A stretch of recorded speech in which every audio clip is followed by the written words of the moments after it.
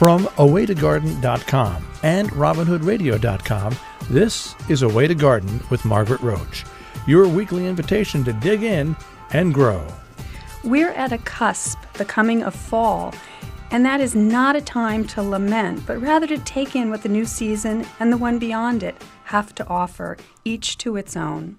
So says Margaret, that's me, and so says Tovah Martin in her latest book, The Garden in Every Sense and Season.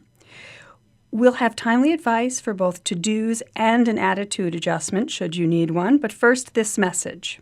Underwriting support from Timber Press, your go-to resource for books in gardening and nature. Whether you're a new gardener, a professional at the top of your field, or a reader interested in the wonders of the natural world, their books are there to help you grow. TimberPress.com. Tovah Martin gardens on 7 acres in Connecticut with some goats, a cat, and a whole lot of plants, both indoors and out. She's the author of Tasha Tudor's Garden and many other popular garden books. Welcome back to the show, Tovah. Hello, Margaret. Yes, I've been spending time with your book. Well, thank you. Yes, it was yes. really fun to work on the garden in every sense and season. Yeah, in the book you say you woke up one day and kind of looked out at, this very familiar place. How long have you been at your garden? Ooh, since 96. Yeah, so not a brand new place, but you kind of realized that you weren't realizing your full sensory potential, you say. Tell us about how it came to be, like what that epiphany was.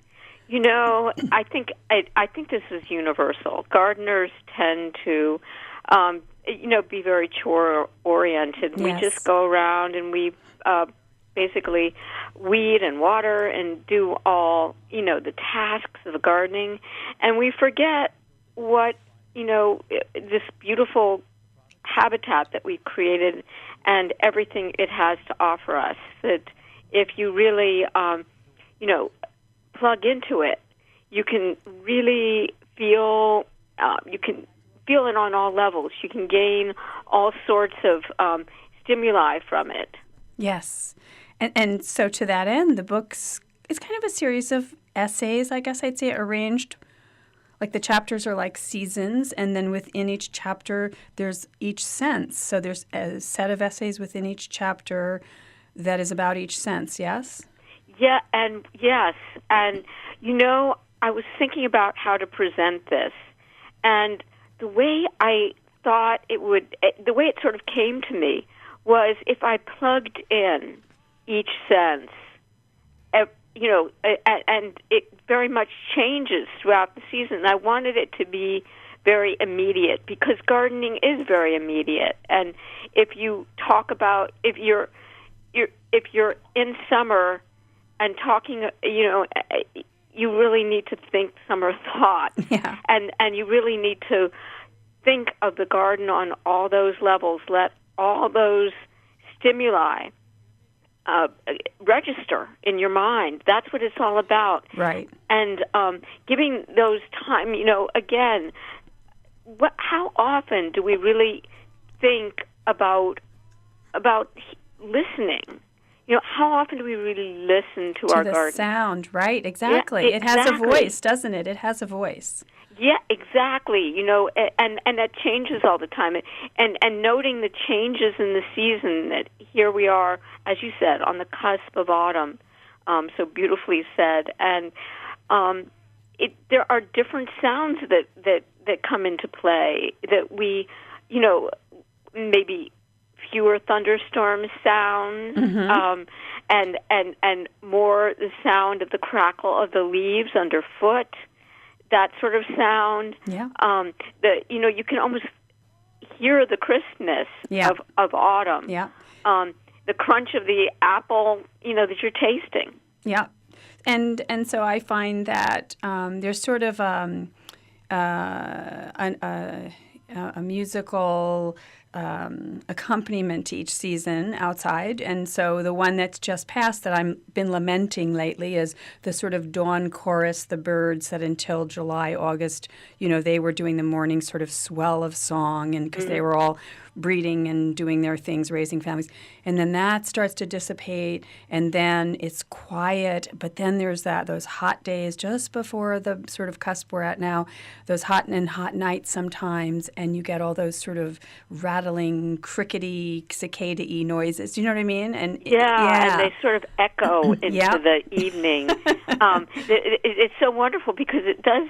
At night, you do. There's this wonderful reverberation of it, and partly because it feels like it's almost like a void because it's dark out. Yeah. So you want us, in this book, you want us to not just rush out to, I've got to mow the lawn, I've got to weed the vegetables. You don't want us to do that. You want us to really engage each of the senses in each season. And so, I wanted to kind of, as I said, there's these essays in each chapter arranged by the senses. And, so let's talk about some of those, one in sight, and it comes up in sight in both the spring and in the fall. I think the color blue, which I have very little of at all in my garden, but I was struck that it comes up a few times in your book, spring bulbs as well as some indoor things. So let's talk about, and fall perennials, let's talk about the color blue. The color blue, you just said you have very little of it in your garden, and that's because there are so few true blue flowers when you think about it. Yeah. They're mostly purple. Yeah.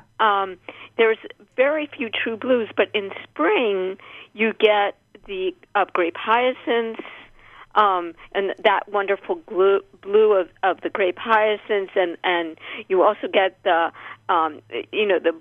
many of the bulbs have the tiny, what we call the minor bulbs, the like little Kinodoxa. Right. They have this wonderful blue color that that doesn't happen in any other time of year except for autumn.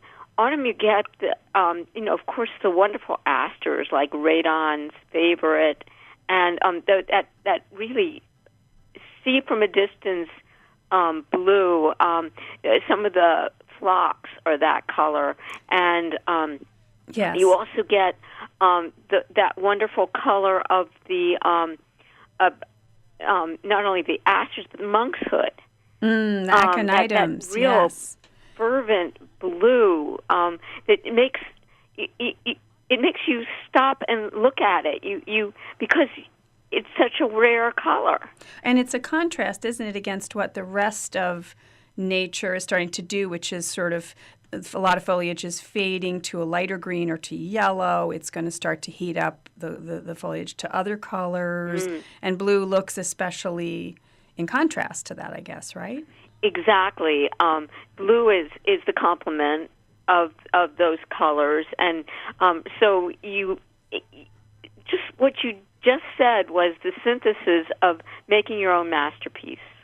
Oh. You're doing your own artwork day by day that changes day by day, and you've just captured exactly what I was trying to urge people to do, is think about who they are as an artist in a way, because as a gardener you are an artist. Right. And maybe I'm thinking that way because I've just been reading your book, Tovah, so don't give me too much credit. But the interesting thing is, so I was reading, you were talking about the asters in contrast against the evolving, descent into fall foliage and so forth, and that contrast. And I was thinking, yeah, but I really like pink chrysanthemums and pink against it too, because there's something sort of bawdy about, like there's that Sheffield pink pale one, and there's Will's Wonderful, the really hot pink one, and and I love against the red and orange and yellow, I love that pink thing too. So but you're thinking it through again. Yeah. You're thinking like an artist, and this is your canvas. Right. And you're thinking about the foliage, this wonderful time of year.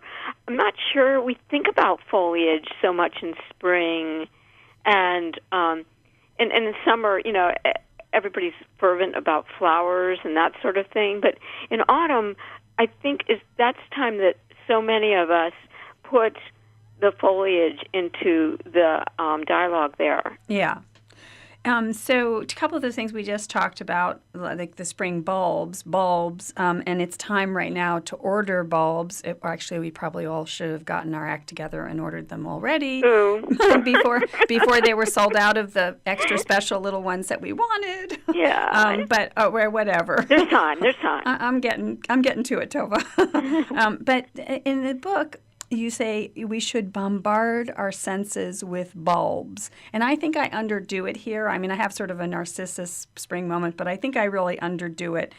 And you're talking about indoors and out. So you do hyacinths indoors. Now, I have to confess to you that I have never forced a hyacinth. I've gotten this far without ever doing it. Tell me about them. Well, I once you start, Margaret, you're going to be. Oh yeah, you can't not do it. Every year, I think I don't need to do that. And then if I didn't, suddenly there's that moment in like December when I think, oh my goodness, I've got to see if anybody has any hyacinths left because I'm going to be so bereft if I don't do this.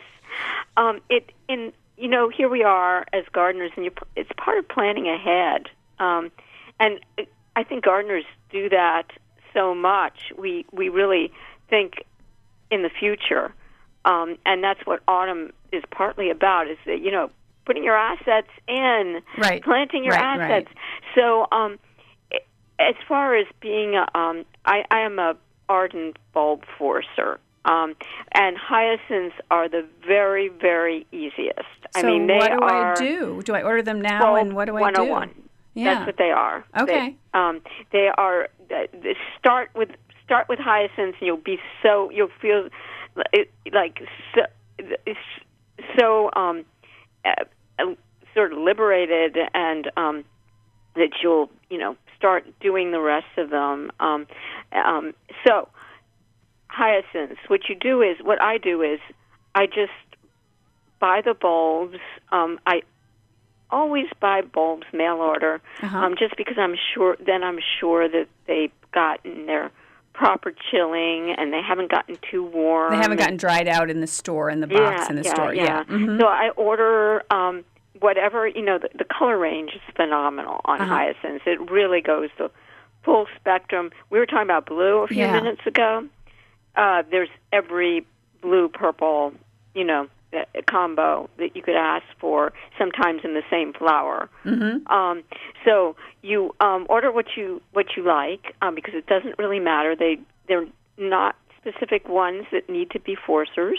Okay. And some bloom earlier than others. But what I do is when that package comes, I just put the bulbs right into the refrigerator. Okay. I don't. I forget about them for until I have time, which is usually sometime after Thanksgiving. And in fact, Thanksgiving weekend is a great time to do that if you have time. So then I take them out of the out of the refrigerator. And the thing about hyacinths is that they have, you really need to wear gloves when you're working with them. They have these little, sort of crystals in the bulbs that can cause a rash in some people. So always handle them with gloves. Very important for the touch thing. Okay. Then you take them out of the refrigerator. You could do this two ways. The easiest thing, I love bulb forcers. Those kind of Victorian wasp waste. Yes, like a jar. But yeah. Mm-hmm. They have those wonderful glass vases that you can get, and so I just fill them with water up to where the bulb sits in the little cup. Yeah, and balance the bulb in there, and then I put them on a cool window. Now here's the real reveal here, is that my home is quite chilly. Mm-hmm.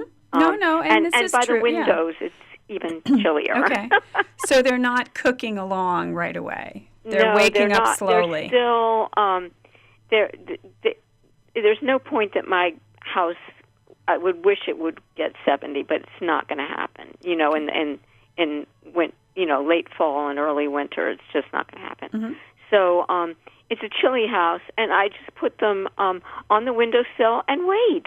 And after, the whole choreography of that, watching that happen is like drama.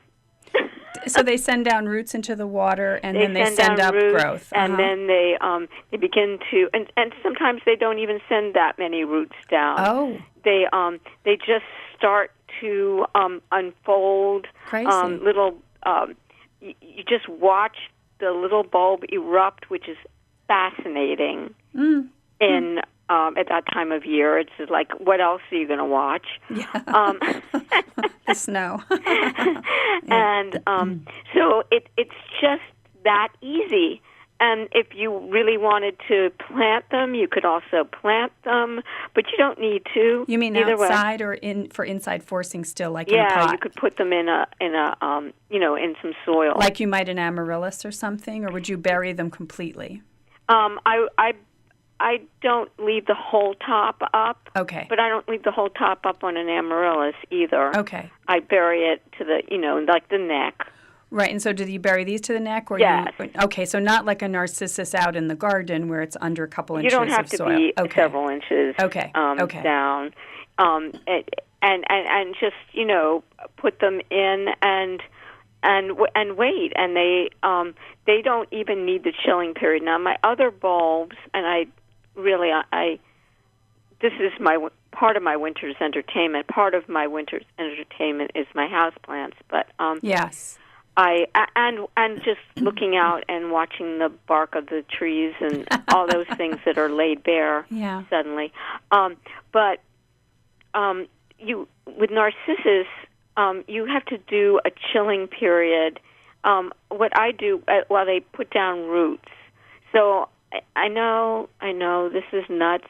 It's absolutely crazy, but I actually put them in pots in the refrigerator. Right, and I know people who have an old fridge maybe in their cellar or whatever, the kind of backup fridge kind of thing, and they do that. And it's funny, if you go in the fall, early winter, that's what's in their extra fridge. Can I give you a little tip on that? Yeah. When you put them in the pot, put tin foil over the container because it confuses the thermostat. The humidity of the potted plant confuses the thermostat sometimes on the refrigerator. Okay. So I just put a little tin foil over it. Okay. And I check them periodically. It's going to take, depending upon what variety you use and that sort of thing, it takes usually between 4 to 8 weeks, sometimes 12. On the tulips, I do tulips too, and I do I love the little species tulips. Yes. They're so fast. Yeah. They're really fast. I mean, in a month, they start making growth. So it's almost as close as you're going to come to instant gratification. Very fulfilling. Of course, I've never done any of those things. I've just done things like amaryllis, the easy, but good. So the hyacinths and some of these other things are possible. I want to leave some time to talk about fall and the cleanup, because that was another part of the book I was just really enjoying. You say, brown is not a tragedy. Brown is a happy ending. And I really laughed out loud because I saw the phrase also that you recommend spot cleaning in your fall section about cleanup, about garden cleanup, because I always say that to people. I say, this is spot cleaning. You pick it apart, a spot at a time. You don't do it like you're cleaning the whole living room and vacuuming from corner to corner. You spot clean to take the garden apart. So tell us a little bit, for a couple minutes, tell us about your sort of approach to fall cleanup. Well, you captured it because there's so much that every plant can give you. Yeah. So why not let it play itself out to the end? And it makes for a garden that changes so much day to day if you do it that way. You're not cutting it. You're not, just going out there and laying it bare. You're just going out and saying, well, this is looking pretty. This is looking pretty tired, and not really looking great. This certain plant is not looking great right now, so I'm going to take that out. And then all of a sudden, you notice that other things are stepping out, and so it gives you this. It's this, Margaret. It's this wonderful. I know you know this, but I just have to talk about it one second to readers, as the listeners. Is that it's this wonderful sense of being a part of it. That you are helping to orchestrate this, and it's partly it's this collaboration you've got. So it's you working. Not even being the conductor. You're being a co-conspirator in the whole thing. Right, and sort of gardening by reduction during fall cleanup, right? In a way, like you're helping to change the scene. You're working with the scene, and it's everything, because we were just talking so much about sight, but it's also the feel of doing this, and the feel of the clip, clip, clip, and listening to the clip, clip, clip. So you're and the listening of the rake, rake, rake. Of the crunch, crunch, crunch. I always say that nobody is ever going to sneak up on my house in autumn. No, because it'll be crunchy. No, true. The footsteps. You're absolutely right. You're right. So in the last minute or two, what follows fall, of course, is the W word, winter. Yeah. And you've mentioned some of the things about that. And you mentioned like looking out at the bark and things like that. Are there, speaking of sort of cleanup and things you might leave standing, like I have some Simicifugos that I can see from my, that's probably not even what they're called anymore, but you know what I mean. Yeah. I think it's just racemosa or something. Actia. And they have those long wands, and right now there's those sort of like little dots where the flowers were, they have these beautiful sort of seed head kind of things. And so I never take those down, even though parts of them look ratty, because I love looking at them through the winter, and certain grasses I leave up. What are some of the things you're looking forward to seeing out your windows? You know what I mean? Examples that you're going to leave. Here you go, because let's use the Simicifuga or Actia, whatever you want to call it, example. Through this process, I was like, of course, shoveling my way down to my goat barn one morning, and I heard this racket going on, and I also heard sort of swishing going on, and looked over and noticed that all these birds were landing on those stems, the Simicifuga stems that I left. And yes, they looked ratty, but they're and some of them were fallen over, but a lot of them were still standing strong, and the birds were landing on them, pecking at them, really, pulling out the seeds. Right. And it was so fulfilling for me as a co-conspirator, that or as a host. Well, that's one more thing we have in common then is looking out the window at that particular plant. Tovah, I want to thank you so much, and I've been enjoying, as I said, the garden in every sense in season. We'll have a book giveaway with the transcript on awaytogarden.com, and I hope I'll talk to you soon and see you soon. Thank you. All right. Thank you. Thanks. Underwriting support from Timber Press, your go-to resource for books in gardening and nature. Whether you're a new gardener, a professional at the top of your field, or a reader interested in the wonders of the natural world, their books are there to help you grow. TimberPress.com. I hope I'll talk to all the rest of you soon, too. Now, don't miss an episode. You can subscribe free to the podcast version on Stitcher or iTunes. Find me anytime at awaytogarden.com or at Facebook or Instagram at awaytogarden. And happy gardening meantime. Away to Garden with Margaret Roach is a joint production of awaytogarden.com and the smallest NPR station in the nation, Robin Hood Radio.